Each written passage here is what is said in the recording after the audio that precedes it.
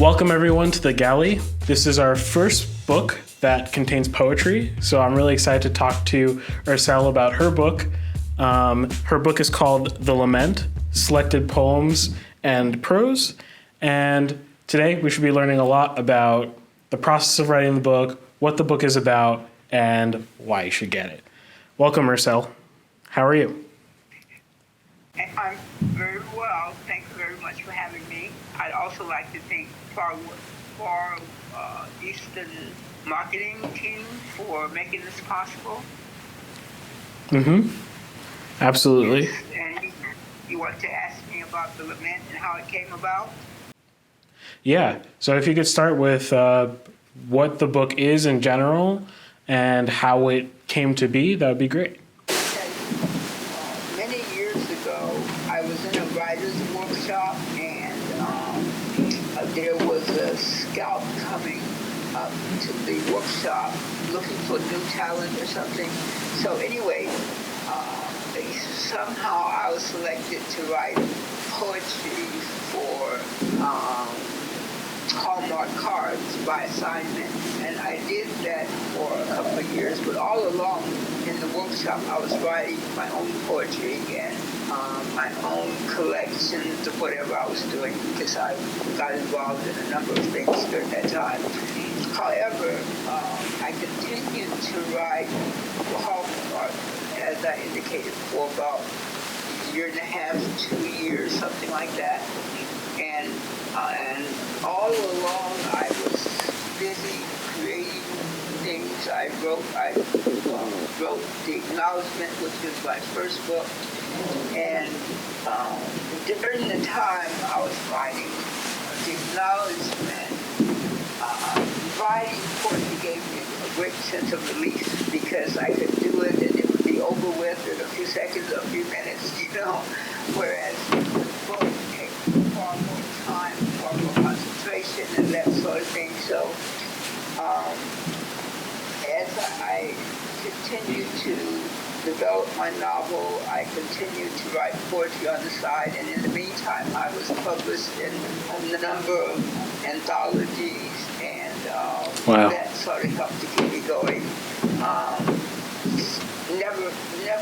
In terms of having inspiration, some sort of inspiration to go on, because almost every one of my poems that I selected that I submitted were accepted. So maybe they were accepting all poems, I don't know. But anyways, I continued to write on, and I finished my first book, The Acknowledgement, all along writing poetry here and there while I was in the process of doing all of this. And my second book was USA Anytime, Anyplace. And again, I found relief in being able to write short poetry, because in that way I could get my feelings out in just a few words rather than trying to put them in a book. So anyways, I kept on writing and writing my books. I finally wrote a journal of thoughts, feelings, and impressions with tips on how to stay fat or thinking out loud. And when that was finished, I decided that I wanted to put together a collection of my poems. And so I went scouring around trying to find every poem that I thought would be suitable to go into the book, until finally I had a collection that I thought I could go with. So I put it together and called it The Lament, Selected Poems and Prose, because not everything rhymes, not everything is supposed to rhyme. So Right. I didn't want to select myself, to put myself in some kind of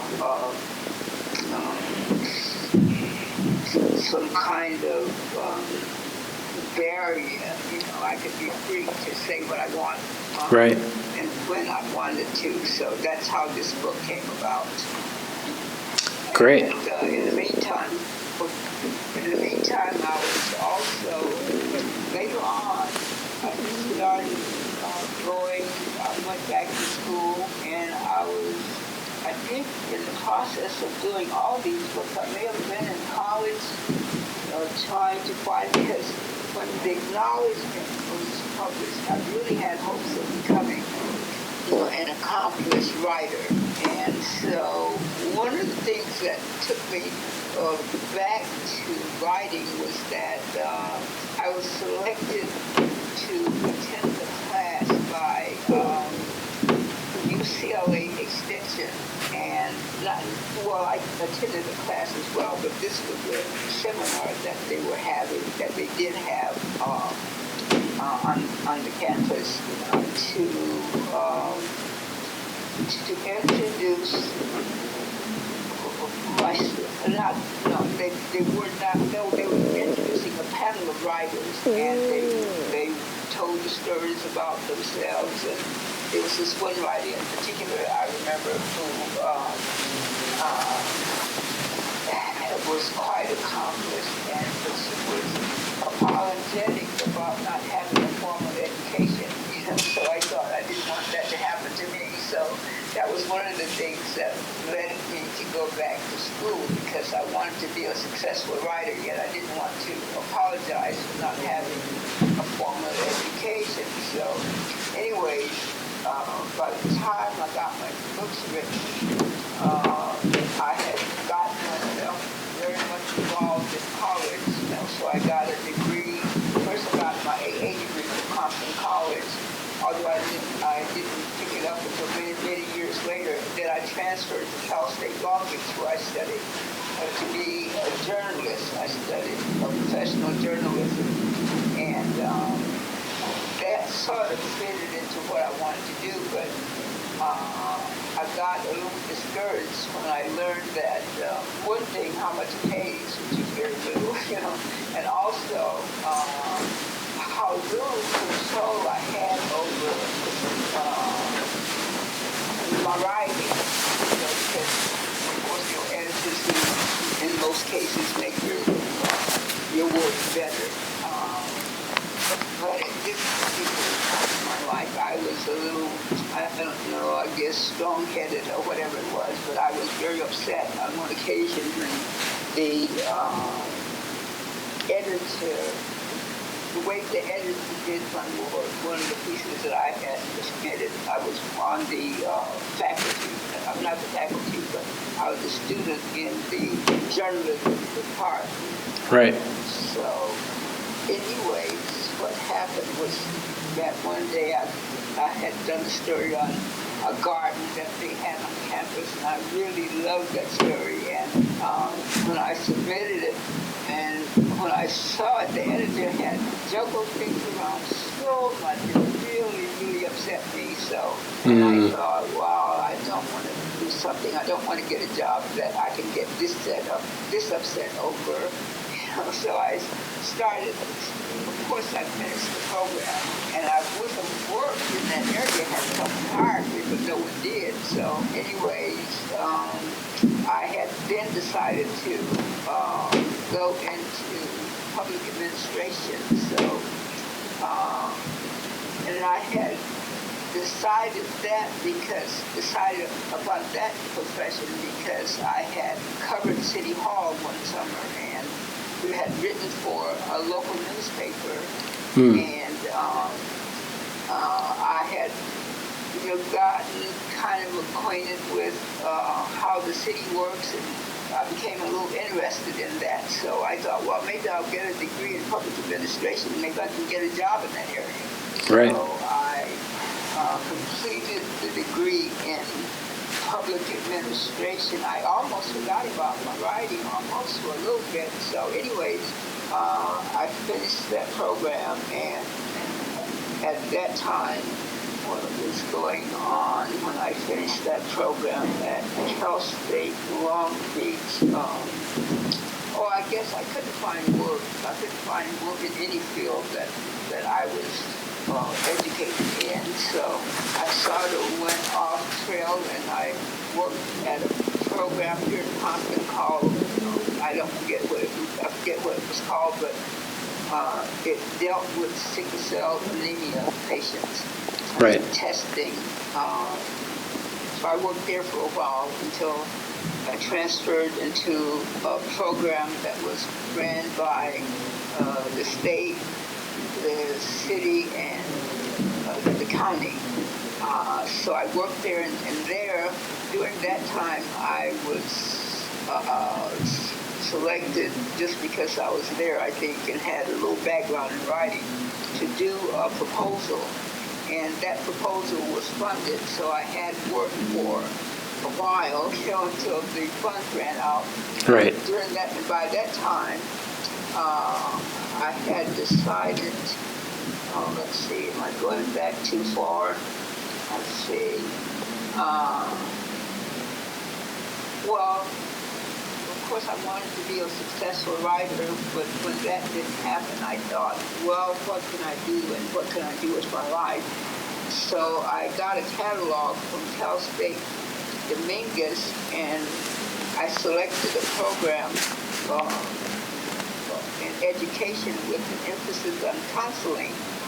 So when I got into the counseling class, which was near the end of the program, that's when I decided to become a therapist and work as a psychotherapist, because during the last part of the class in counseling, we had to do peer-to-peer counseling, and it reminded me of a time in my life when I had temporarily lost contact with reality, and I was hospitalized at one of the local hospitals for 6 months, and during that time I underwent a lot of therapy. I think I was still the whole thing, wishing, striving to become a writer, and I really love poetry, and so I, as I indicated, never stopped writing poetry all during the time I wrote my other books. And it came about, as I indicated, by my all the years having written things that were scattered about here in the house. So, I started gathering out of the trunk, just wherever I could keep, wherever I kept my stuff, limited in space. Right. Anyways, I started hunting down the poetry that I had written, and, I sorted out the things that I thought were appropriate for a book, and I started writing them. I started putting them all together. That meant rewriting the whole thing, because some were still in handwritten, because all my writing originated with handwritten materials. Anyways, I don't know how long it took me to put this thing together, this book together, but anyway, I was finally successful in doing it, and I really did love part of it, I should say. The part of it kind of embarrassed me, but anyways, people started to show interest in the book. Well, I don't know, maybe almost from the beginning. I was always getting calls stating that somebody wanted to partner with me and all that, but and I did go along with some of that. But anyways, here I am now talking about it. I presume that it was hard to sort of let yourself let those things out since they had been stood away for so long, or was it easy to put them all together and let other people read it as a published piece of work? Oh gosh, it wasn't easy because it revealed a part of my life that was not very glamorous, Right. Very severe circumstances I revealed in some of this work, and it was was hard. It was hard, opening up like that, and especially putting it out there for everybody to see. But anyways, I hope people enjoy it. Some I've got some reviews saying that it was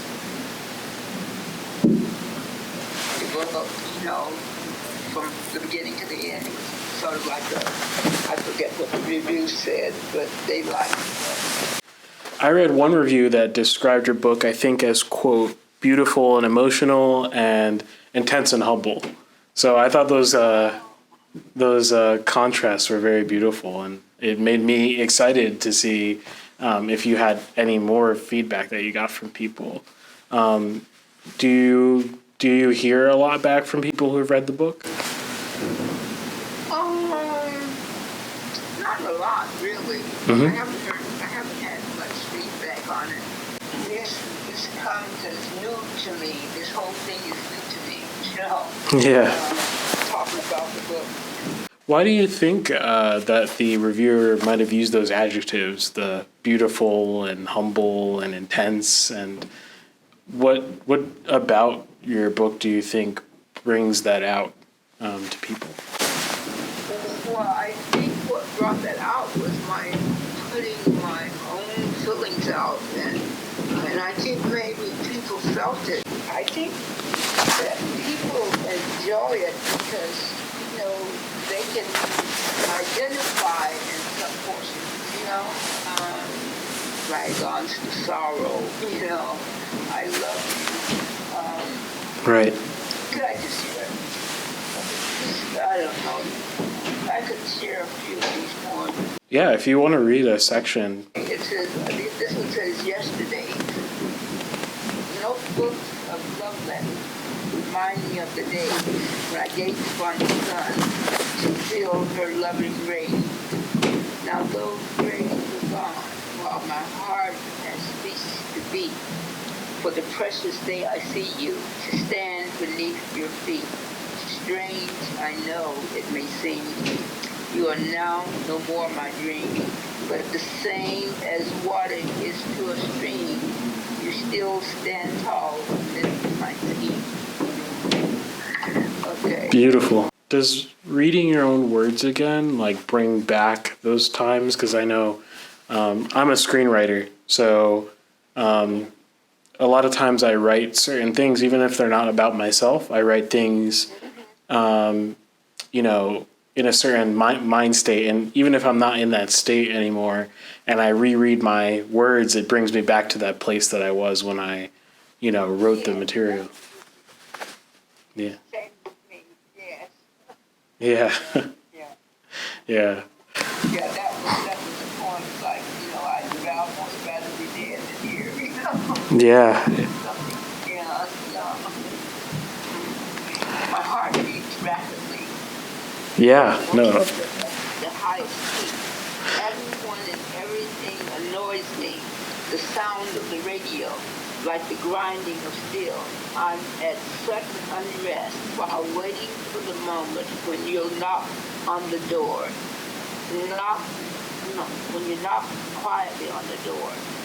And at what minute, related to what hour will you come? How much longer must I wait already until the sound of the dead echoes in my ear?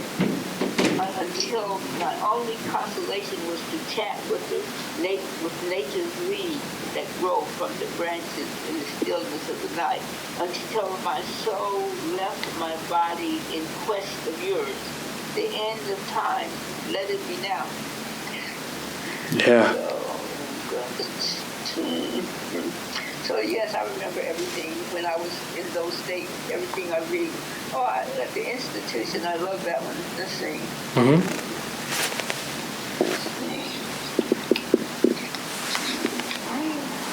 I saw that as I was.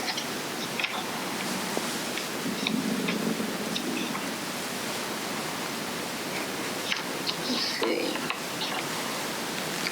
A bell ringing, awakening. You rise, and maybe you'll wash your face. And if there's a sparkle of hope, you brush your teeth and comb your hair like cattle. You gather through the hall. After morning medication, you light up a cigarette. If you have one, or can bum one, either way, it doesn't matter. You form a line to go to breakfast. Careful, no pushing, or you go to the back of the line. There, everyone always starves.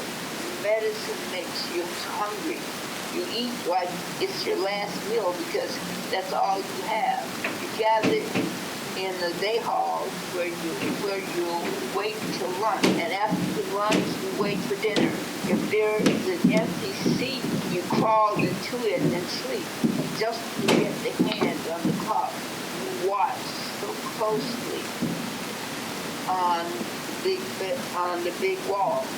You rush to dinner, and after dinner, evening snacks just before bed. Just before day, it all starts over again. That's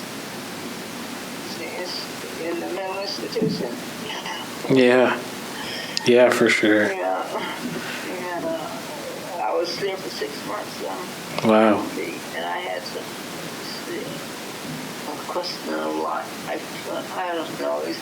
I could go on and on and on. But. Yeah, no, but I'm sure the viewers, like, just hearing that will want to, it's like when we hear these kinds of things, it's like we feel like we connect with you on a deeper level. And sometimes that could be even deeper than, having a conversation. You know what I mean? Art is that powerful for sure. Yeah. Yes, it is. Art is very powerful, Yeah. And for those who are thinking about writing, thinking about creating art in general, do you have advice for them as to, advice for if they have doubts about whether they should put out their art, their words? What advice could you give them? Oh, yes, I would very much encourage that because, that can help to relieve you to go forward. When you put your thoughts or your disappointments or your happiness, if you put it on paper, it's really, really valuable to your mental health, I think. Mm-hmm. So I would encourage all writers to keep writing because, in doing so, you never know where it's going to take you. Yeah. I would very much encourage that. For sure. Yeah, well, thank you so much, Ercell, for your wisdom in those statements and also for sharing your book with us. I, for sure, was moved by the quotes that you shared, and I think those words that have been used to describe the works are definitely justified. So I hope we all go ahead and pick that up and just also feel encouraged ourselves to express ourselves. Thank you so much.